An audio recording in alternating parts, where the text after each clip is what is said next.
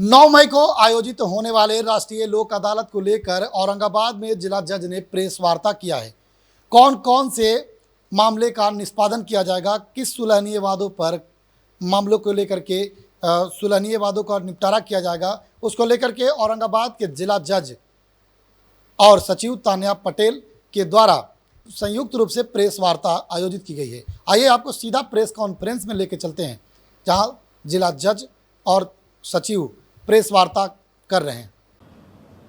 इस लोक अदालत के सफल आयोजन के लिए हमारे स्तर पर जैसे डीएलएसए की सचिव तान्या जी बैठी हुई हैं, लोक अदालत के जितने भी कर्मी हैं, इवन मेरा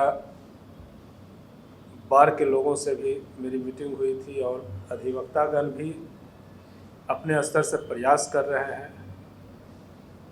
टाइम टू टाइम जो भी माननीय उच्च न्यायालय का निर्देश आ रहा है उसको हम लोग फॉलो अप कर रहे हैं और ये मानकर चलिए कि प्रत्येक दिन इसको लेकर किसी न किसी विभाग से, किसी न किसी संबंधित लोगों से मीटिंग हो रही है।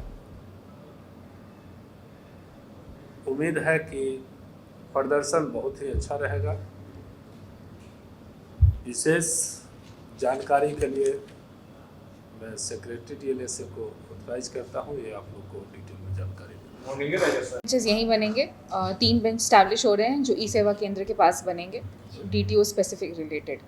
और उसके अलावा अगर और कुछ उसमें हम लोग इन्हांस करेंगे तो उसकी जानकारी जब समय आएगी तो दे दी जाएगी। दाऊद नगर में अलग से नहीं बन रहा, डीटीओ का सारा बेंचेस यहीं बन रहा है।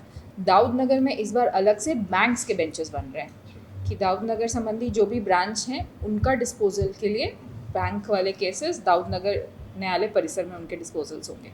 इन टोटल इस बार 14 बेंचेस बने हैं, 11 हमारे यहाँ औरंगाबाद न्यायालय में बने हैं और 3 जो है अनुमंडलीय दाऊद नगर में बने हैं। फैमिली कोर्ट का बना है बेंच, श्री अरुण कुमार सर उसमें रहेंगे। मोटर व्हीकल और यातायात और डीटीओ संबंधित जो भी केसेस हैं आपके, उसमें विश्व विभूति गुप्ता सर, उमेश प्रसाद सर और सुशील प्रसाद सर, ये लोग तीनों रहेंगे। 3 ऑफिसर्स का बेंच है। अपार्ट फ्रॉम दैट डीटीओ के और डीएसपी ट्रैफिक की तरफ से भी स्टाफ रहेंगे। बैंक संबंधित सारे जो रिट के मामले हैं श्री अशोक गुप्ता सर यहाँ पे देखेंगे और अनुमंडलीय दाऊद नगर में करिश्मा देखेंगी। एग्जीक्यूशन 1 श्रम विद्युत से संबंधित सारे मामले श्री लक्ष्मीकांत मिश्रा सर देखेंगे। एसीजी 1 से संबंधित सारे मामले दीवान फहद खान देखेंगे। सीजीएम सर के मामले और खनिज संबंधित मामले, सीजीएम सर और खनिज संबंधित सारे मामले सीजीएम सर स्वयं और उनके साथ बेंच पे मिस शिवांगी देखेंगी। एसीजीएम 1 षष्टम सप्तम के सुलहनीय मामले श्री संदीप कुमार सिंह देखेंगे। एसीजीएम 3, 4th और 5th से संबंधित मामले श्री प्रदीप चंद्रा देखेंगे। सारे सब जज के मैटर्स जो हैं वो अनीश कुमार देखेंगे। प्रेरणा जी अपने कोर्ट का केसेस देखेंगी, न्यायिक दंडाधिकारी प्रथम श्रेणी। और अभिजीत राय का कोर्ट गीतांजलि सूरज प्रकाश प्रथम श्रेणी और 107, 144 सीआरपीसी संबंधित मामले श्री अभय सिंह मुंसिफ देखेंगे। उसी तरह दाऊद नगर में विकास कुमार अपने कोर्ट का केसेस देखेंगे और सारे 107 और 144 के मामले देखेंगे। श्री अनुराग गौरव अपने कोर्ट का सारे केसेस और करिश्मा जी के कोर्ट के केसेस देखेंगे और जो भी बैंक संबंधित ऋणवाद रहेंगे वो मिस करिश्मा कुमारी के बेंच पे रहेंगे। मैडम, ये नंबर ऑफ केसेस आइडेंटिफाई किए गए जिसमें जो आपके टारगेट कितने केस हमारे टारगेट हैं, इतने में खुला हो सकता है? सुलहनीय वादों की संख्या तो हमारे यहाँ 2904 है, बट हमारा इस बार का टारगेट 435 है। तो हमें पूरी कोशिश है कि 435 केसेस में डिस्पोजल हो जाए। As on till date 435 cases target हैं। एज ऑन टिल डेट 45, हाँ criminal cases, criminal plus family related भी सारे मामले वो सारे उसमें हैं। इंश्योरेंस और बैंक एक्सक्लूडेड है? इंश्योरेंस का भी इसमें इंक्लूडेड है 45 में, बैंक वाला एक्सक्लूडेड है। अभी तक 45 केसेस में कॉम्प्रोमाइज़ हो चुका है और प्री लिटिगेशन मामले में बैंक के माध्यम से प्री सिटिंग में संबंधित वादों की संख्या अभी हमारे पास 152 है। सहमति 84 केसेस में हो गई है।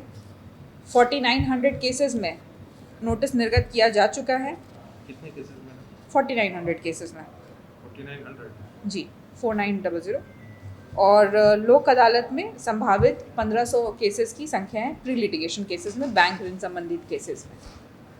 उसके अलावा एज यूजुअल हमारे यहाँ हेल्थ कैंप स्टैब्लिश होगा जो हर बार लगता है हेल्थ चेकअप के लिए, ORS की फैसिलिटी, पानी की फैसिलिटी, और हमने बोला है कि वो मूविंग एम्बुलेंस की फैसिलिटी, ये सारी फैसिलिटीज़ रहेंगी इस बार गर्मी को देखते हुए। बाकी सारे प्रिकॉशंस लिए जा रहे हैं। नहीं, बिजली बिल माफ़ी का कोई केस नहीं आएगा